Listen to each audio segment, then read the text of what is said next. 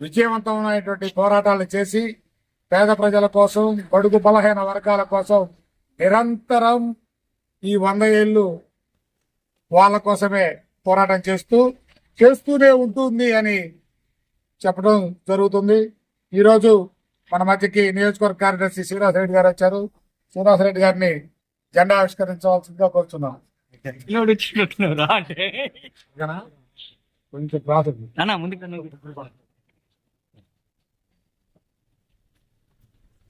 నాది పట్టుకుని చూడు ఒకసారి. పట్టుకు తాడు పట్టుకు.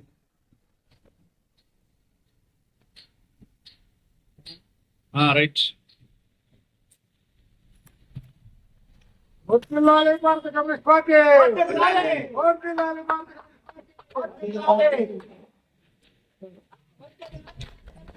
భారత కమ్యూనిస్ట్ పార్టీ.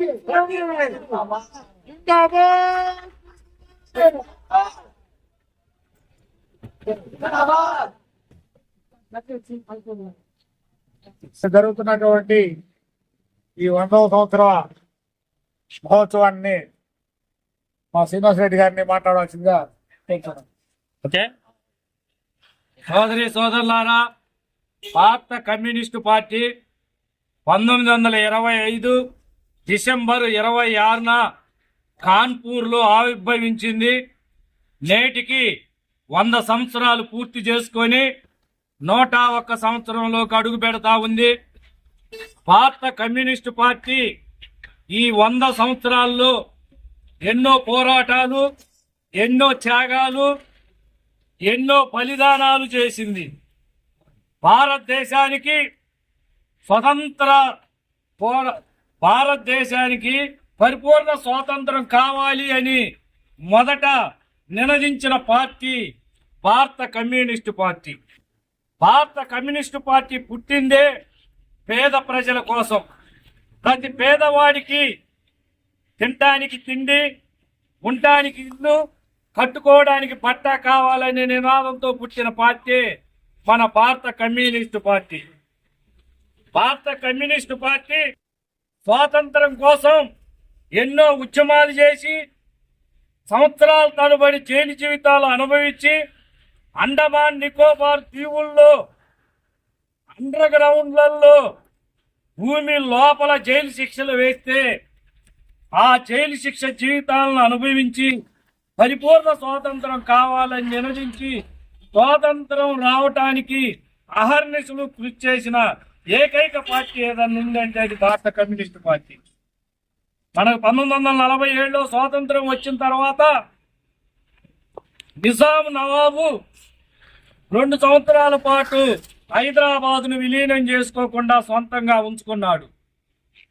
ఆ నిజాం నవాబు రజాకారుల దాడులను ఎదిరించి ఎంతో మంది హిందువులు, స్త్రీలను, ఆడవారిని ఇబ్బంది పెడతా ఉంటే భారత కమ్యూనిస్టు పార్టీ ఒక మహోత్సవ ఉద్యమం చేసి భారత కమ్యూనిస్టు పార్టీ ఆ నిజాం నవాబ్ పరిపాలన అంతమొందించడం కోసం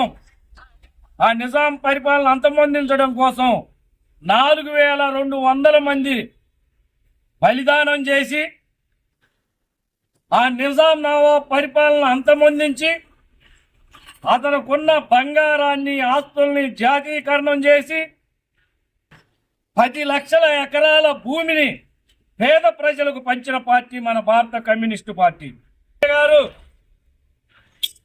పేద ప్రజల కోసం పార్లమెంటులో గలమెస్తున్నాడు అంటే ఆ పార్లమెంటు పుచ్చపల్లి సుందరయ్య గారి ప్రసంగం ఉందంటే ఎంపీలందరూ హాజరయ్యేవారు.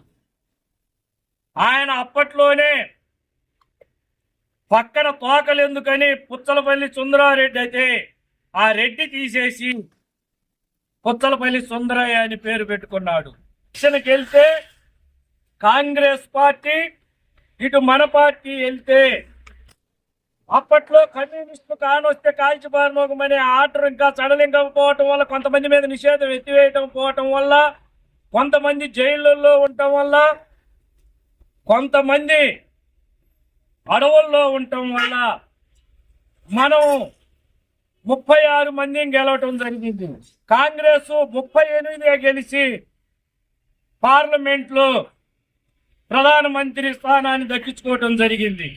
అప్పట్లోనే భారత కమ్యూనిస్టు పార్టీ ఉద్యమాలకు ఆకర్షితుడైన భగత్ సింగ్, సుఖదేవ్, రాజగురు లాంటి వాళ్ళు కూడా సాయుధ పోరాటమే మార్గమని, దేశాన్ని ప్రేమిస్తాం, మరణాన్ని ప్రేమిస్తాం, మేము మరణించిన ఎర్ర పూలవనంలో పూలై పూస్తాం, ఉరికంబాన్ని ఎగతాళి చేస్తాం, సండ్ర నిప్పులపై నిద్రిస్తాం, ఇంక్విలాబ్ జిందాబాద్ అని చెప్పి సైమాన్ కమిషన్ కి వ్యతిరేకంగా పార్లమెంటు భవనంపై బాంబు దాడి చేసి కావాలని పట్టుబడి ఉరికొంబాన్ని ముద్దాడిన వీరులు మన భగత్ సింగ్. ఈ రోజు అనుభవిస్తున్న ఎన్నో ఫలాలు ఆ రోజు భారత కమ్యూనిస్టు పార్టీ వాళ్ళు త్యాగం చేసిన త్యాగ ఫలాలే మనం ఈ రోజు అనుభవిస్తా ఉన్నాం. విశాఖ ఉక్కు ఆంధ్రులకు అనే నినాదంతో అప్పట్లో విశాఖ ఉక్కు ఫ్యాక్టరీని స్థాపించడం కోసం 32 మంది మన విద్యార్థులు బలిదానం చేసి, అప్పట్లో ఉన్న సిపిఐ సిపిఎం ఎమ్మెల్యేలు 64 మంది రాజీనామా చేసి, ఎంపీలు రాజీనామా చేసి విశాఖ ఉక్కు ఫ్యాక్టరీని నిలబెట్టుకోవడం జరిగింది. కోసం అప్పట్లో కేంద్ర ప్రభుత్వం ప్రవేశపెట్టిన స్వామినాథన్ కమిటీ గాని, రాష్ట్ర ప్రభుత్వం ప్రవేశపెట్టిన జైతి ఘోష్ కమిషన్ గాని రైతుల కోసం అధ్యయనం చేసి రైతులు పంట పండిస్తా ఉన్నారు.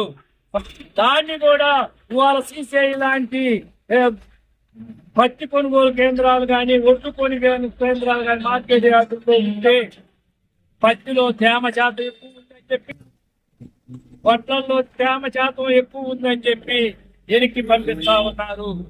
చేయడానికి మన పాలకులకి 70 సంవత్సరాలు పట్టింది.